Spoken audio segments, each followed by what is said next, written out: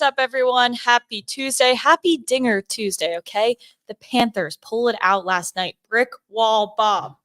I don't know if you can see that, but I got this shirt in the kids section 2 weeks ago at the stadium. So thank you, Brickwall Bob, for your service. Parade on Los Olas on Sunday. Very exciting times. We got Dinger Tuesday. We got the NBA draft to break down, and nobody breaks down the betting draft situation better than Jake, regardless of whatever draft it is. He's going to crush it. So this is something you want to pay attention to. And I have a WNBA play for the Commissioner's Cup. If you're not tailing the WNBA, you're missing out on free money. Okay. I don't care if you're watching the games. There is so much money to be made in this league right now. We got a recap of yesterday because we just keep chugging along here. I'll be the first to say it. 7-6. However, a lot of plus money plays here. We get the Panthers money line. Sam Reinhart plus 170 to score a goal, game-winning goal, if I do say so myself. Jake absolutely crushes it. College World Series. Overall, very successful season for you. Jake, are you sad to see college baseball over? Yeah, I'm sad, but I mean, I'm excited for next year for my Gators. We've been strong.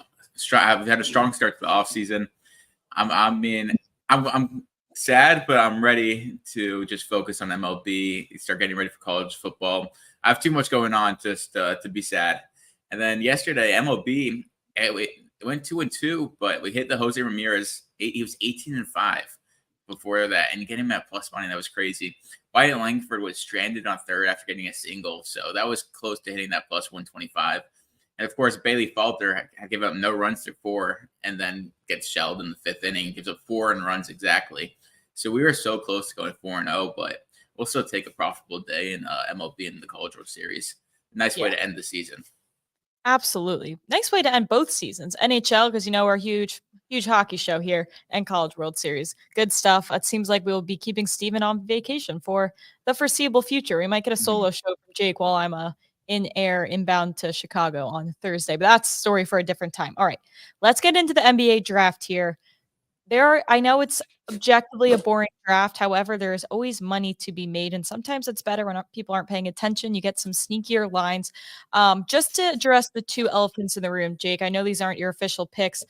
Give me your number one overall, and give me where you potentially think Bronny James could be going. So I think it's pretty clear that Rissochet, the guy from France, is the clear favorite to go number one overall right now. I think Alexander Sarr probably has the most upside, but in terms of fit with the two centers that Atlanta already has, they haven't moved off any of those players yet. They still have Capella, they have Onyeka Okongwu. So I think with their roster makeup, they're probably going to go with Rissochet. I would probably move one of those bigs and get Sarr, but I totally understand that I'm going with the upside right now with Rissochet as a better fit. Okay. And there's no betting value on either of the two, really, right? There was, the crazy thing is, since they didn't have that many odds up on DraftKings or FanDuel until recently, so the lines have moved like crazy. It's not like the NFL where you could start really getting some good bets in November or January for the February, or well before the draft in April. In the NBA, you kind of have 1 week to get everything in, and everything moves like crazy. So I guess there's probably some middle opportunities and hedging value if you get in on some bets early, but draft's tomorrow. And I guess they don't like people like me trying to take all their money. Yeah, I don't know how many people are that dialed into the NBA draft to be hedging. Exactly. And now they're trying to make a bigger deal of it. It's 2 days now. I don't understand that. It's a 2-round draft. Just have it in 1 day. I guess, Nikola Jokic was drafted during a Taco Bell commercial. I guess they don't want that to happen. But still, that's cool. Have it in 1 day. Yeah, exactly. All right, well, let's talk about Bronny James real quick. Yeah. His over-under was 37.5. Now it's only up to like 47.5 now. I would still go over. I think that probably the most plausible landing spot is 55 to the Lakers. I don't think he's a top 50 prospect, but we know his dad is, and people want to see their team draft him. So LeBron technically has a player option, can be a free agent. So that's the big appeal of drafting Bronny a little earlier than he should go. I think he has some defensive upside. I think if he develops in the G League over a year, he did have a cardiac event last year. So that slowed down his development. I don't think he's as bad as some people think he is. I think he has some upside, especially. Okay. So if you had to lean, would you go I would lean under? over pick 47.5, like minus 130 or something like that. Is the All right. best value I think you get. All right. Well, let's go to some plays that we do feel confident in here. One of the few, I'd say, shining moments of this draft, talking about Zach Edey right now. His line at 15.5. You think he's going to go sooner? I think 14 and 15 make a lot of sense, but I would not be shocked at all if he goes top 10. I know him to go top 10 is plus 300. So I think I'd rather take the minus 130 at under 15.5 than risk that. I know Memphis is a popular spot if they don't trade up and get someone like Klingon at 9. I think he's at plus 600 to go 9th overall. I don't hate that. These guys who are Giants tend to go a little earlier than you expect. And Edey is not your normal Giant where he's pretty mobile for 7'4". But this brings me back to when Sacramento drafted Georgios Papagiannis, like 12th overall. He did nothing in the NBA, and he did nothing in college or anything. I don't think he did play college. He played high school basketball in the States before moving to Europe. He was such a project. Edey's not a project. It's not a great draft. I love this under here. Yeah. So if in my head, I think back to March Madness, everyone was saying how he's such a traditional big and he wouldn't be able to play well in the league. Or am I making that up? No, like it's also a really bad there's draft. not a lot of traditional bigs are 7'4" and 7'5" in shoes. So, well, he is like more. He would be the first overall pick in the 80s and 90s every single draft. So, I guess if you think about that, the game has changed. I think he could develop like a little bit of a mid-range game. He has some touch. He's a decent free throw shooter. I just think there's a lot more upside than people think. And there's not a lot of downside in drafting Edey in a crappy draft. You could draft Edey, put him in. He's going to give you some valuable minutes just with his sheer size. But I mean, he could be a matchup problem if the team decides to go small. But if a team has a traditional center, he's going to be a really good matchup. He's going to play a lot of games. Yeah. I almost forgot. Back to our recap super quick. Boney hit Conn Smythe Award at plus 700. Plus 700, yeah. Connor McDavid to win, even though the Oilers didn't win. So that puts Boney at, it was 5-0 then, almost at that. Maybe it was 4-1. 4-0, 5-0, 4-1. Pretty nice. Yeah. So if you're watching, Boney, I didn't mean to forget about you. Really respect that. The second non-goalie to win the Conn Smythe from a loser. So that's pretty impressive as well. Yeah. All right. Anyways, let's get back to the draft here. Going over to Carlton, Bub Carrington. Carlton. Great name.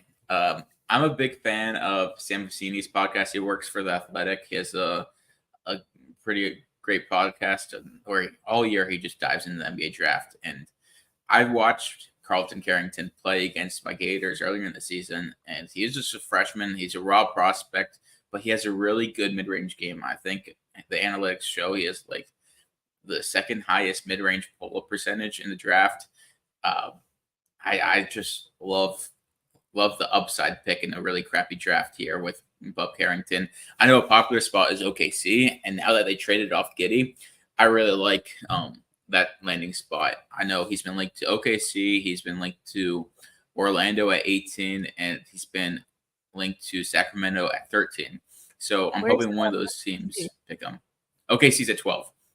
Oh, sounds like yeah. So I mean, those are, and he's at minus 390 on FanDuel to be selected in the top 20.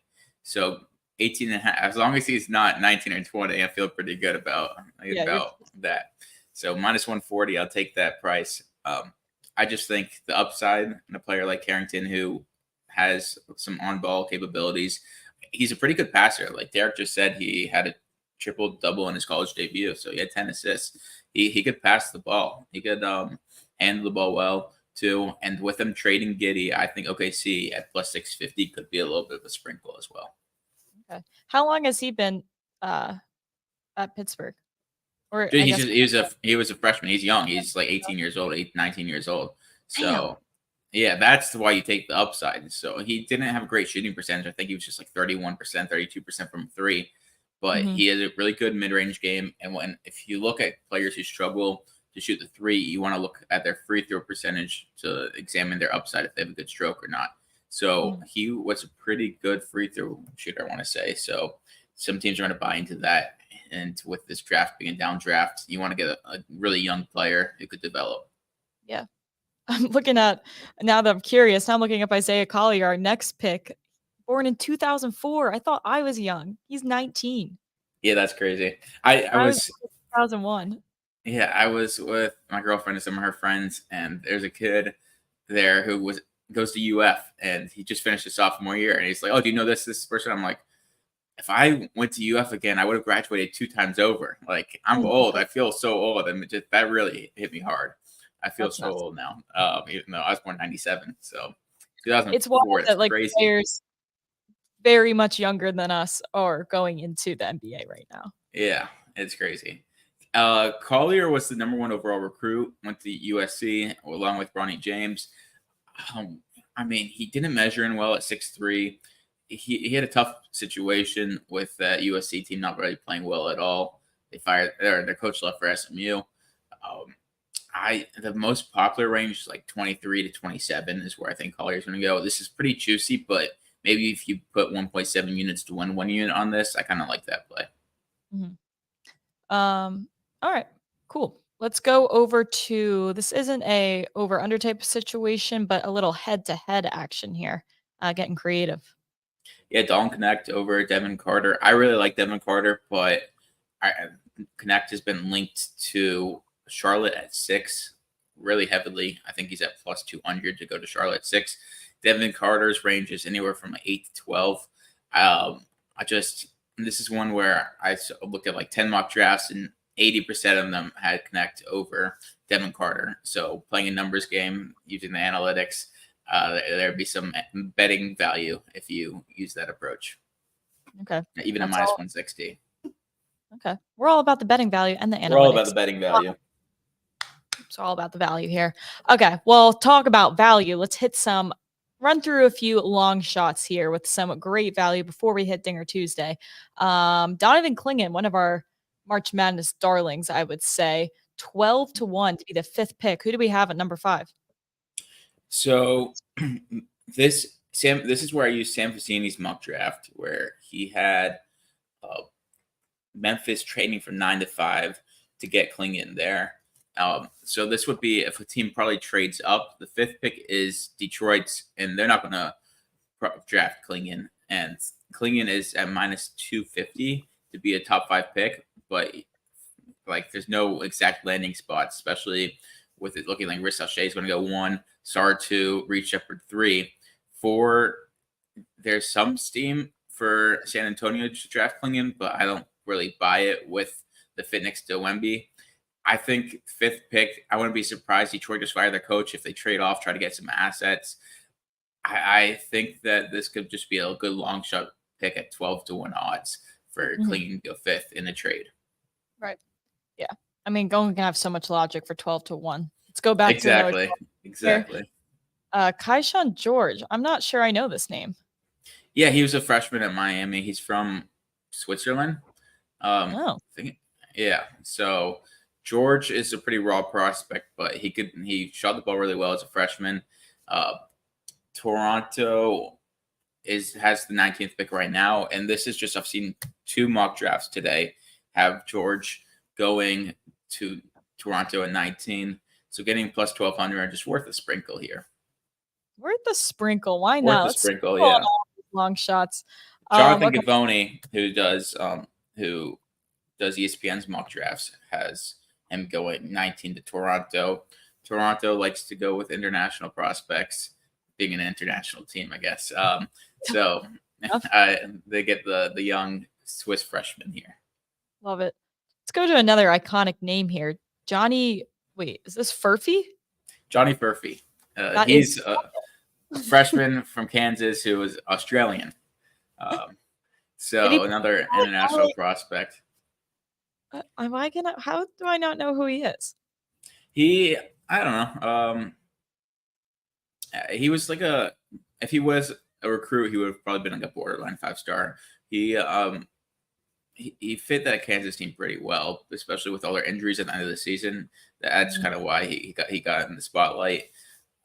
18th overall. I compiled a couple mock drafts, and both Sam Vecini and Jonathan Givony have him going 18th to Orlando. So 10-1 odds. Got to take it there. He used The to do the analytics. Jake's doing it Then- for you. It is Mhm. on record, 2 different experts saying 3 now, including Jake. Oh yeah. All right, one more long shot here, and then we will hit Dinger Tuesday. Tyler Kolek to be 24th. Who's at 24?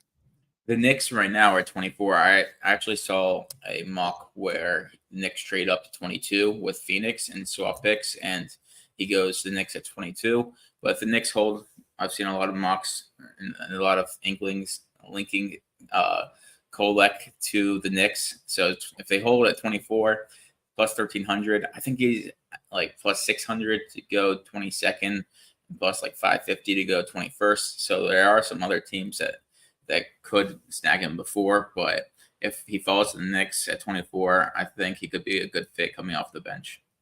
Okay. Nice little. I see. Where'd you say school? Marquette. Marquette. All right. Mhm. So that's up north. Yeah. Another eastern around there. Wisconsin. Yeah. Okay. I think that's all we got for the draft. Any questions in the chat, feel free to ask Jake. Doesn't seem like there's a ton, so this might just be a sit back and take Jake's word and make some money for today. But we will hit the MLB. I did see some MLB questions. Japan asking about Braves Cardinals over 8.5, if we have any value there. Braves Cardinals 8.5. Let me pull up the model. I have the model up if you wanted to show that. Okay. We have 8.9, so we have slight value in the over. I mean, Reynaldo Lopez, it's hard to bet an over with him pitching just because he's been so dominant lately. This is the old trends that we used to use before all the prop analysis tool, and you get to see the records, the over-under records with these pitchers. So Lopez is 9-4 on the money line. Let's look at the over-under. Bet 89% of the public is on the over. But the under is 10-2-1, and Reynaldo Lopez starts 7-5-2, and Kyle Gibson starts this season. So that's kind of what would scare me, especially also with the public being on the over, kind of scares me as well. Maybe if you do like the over, I'd probably get it now. Could move to 9, but I would probably just stay off. Okay. All right. Well, let's hit some dingers then, because we got plenty. And all we got to do is hit one. We did it last week. We can do it again. All right. Dinger Tuesday is loading. Oh, my God. O'Neal Cruz, Jake, you've got to be kidding me. Trigger warning. O'Neal Cruz, plus 2. We have him at plus 289. He's going against Hunter Green in Cincinnati. Let me look what his head-to-head numbers are, if he's even faced against. He is 2 for 8 in his career with a home run against Hunter Green. So he does have a homer against the starting pitcher and probably 2 games against him. Hunter Green has been really good, but in his career, he does tend to give up the long ball. O'Neal Cruz could catch up to velocity just with his pure athleticism. So I don't mind O'Neal Cruz at plus 340 in DraftKings here. Okay. Let's go over to Royce Lewis. You can find him at plus 370. We would make the line plus 260. So a lot of good value there. Yeah, I think at some point our Sims are going to have to adjust, but Royce Lewis has like 30 home runs in 20 career games. No, not really, but something like that. He seems to homer every game. I saw a stat as of 2 games ago. If you bet Royce Lewis home run every single game, you'd be up $3,000 this year, because he had played like 10 games, and I had played 15 games and hit 10 home runs in those 15 games. So Royce Lewis has been on a tear. He's actually gone 2 straight games without a home run. So he's due with that logic, because he's homering pretty much every single game. I think our model will adjust and eventually if he stops hitting home runs. But as of right now, you got to bet on a player who keeps smashing every time he's up to bat, especially at plus 370. Yeah, why not? He's giving us no reason not to. Okay, let's go to Robert over here for the White Sox. Not many awesome things. Also, shout out Dodgers money line yesterday. Holla. But we're going to the White Sox here for a dinger. Oh yeah, nice little A pick on the Dodgers and Jose Ramirez. You gave those out on HQ, right? Did. We went crazy on HQ with all those Oh yeah. picks. I think I, as in you guys helping me do so. But the picks I specifically gave out, I think went 5-1. Wow, pretty nice day. Yeah. Luis Robert or Robert, depending on where you're from. I know he goes by both. I always struggle with it, whether did you say Robert or Robert, but I know he's fine with either. Plus 410 on Bet Rivers is the best price. We have him at plus 372. Latest Sims. He has 7 home runs, but he's hitting 190. So it's pretty much boom or bust for him right now. He's always injured. So as long as he doesn't get pulled early from an injury, that does have a shot to hit a home run in this game. As long as he doesn't get pulled early, he's going yard. Exactly. So I mean, Bobby Miller has been injured for the Dodgers too, so he's also technically still a rookie because he doesn't have those. Oh, he might be past his rookie eligibility, but Bobby Miller has been hit hard. I think he has a 6.00 ERA in limited action this year. So it's a good opportunity for Luis here. Mm-hmm. Fair enough. All right, let's hit one more dinger. Ryan McMahon. See, that's where I was going, and then my brain McMahon. It's like in the graduations where you have like the phonetic pronunciations and these professors and presidents of schools could butcher every single name. Exactly. So like we need the correct pronunciation. We just need someone in our ear telling us the correct pronunciation of all these European hockey guys too. But McMahon has been good to us. I think he's hit at least one dinger Tuesday for us. What scared me was I wasn't sure if all of his homers were in Coors because this game is on the road. But he has 7 home runs on the road, 7 home runs at home. I think he's similar average.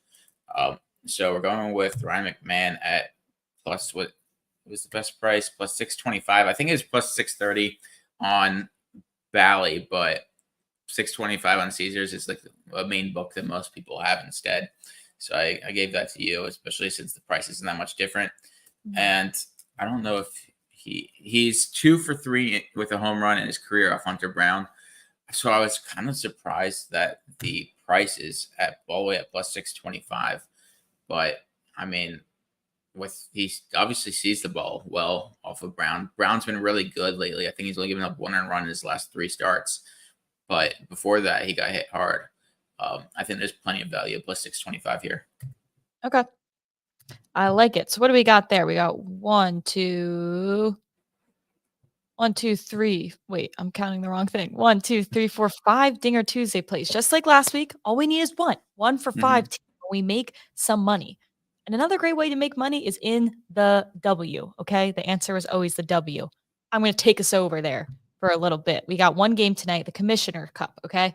The Lynx are playing the Liberty. Now, it is in New York. However, it's in the Rangers Stadium. It's not where the Liberty usually play with some last-minute situation. So nobody's played there before. Like the Liberty have never played there before either, which makes me like an under in this spot because unfamiliar territory. I do understand it is basically a New York home game, but just being in a different arena, being on a different court just gives me the vibes that everyone's going to be a little bit off. Not to mention last time these two teams played this season, this went soaring under at 151.5. I'm surprised this is at 165.5. So I like that. I like the fact that the Lynx held them to 67 in the last game. The Lynx actually killed the Liberty. I don't think that's going to be the situation.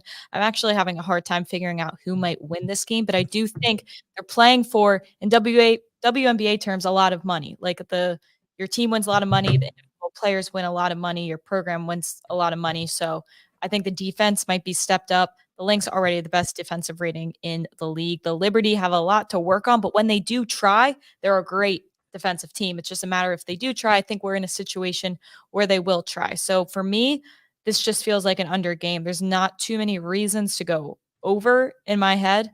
Just consider, I don't think the Lynx are going to hold the Liberty at 67, but I don't think the Liberty will be putting up their normal, 90 plus low 90s games here in a new arena, new territory for everyone.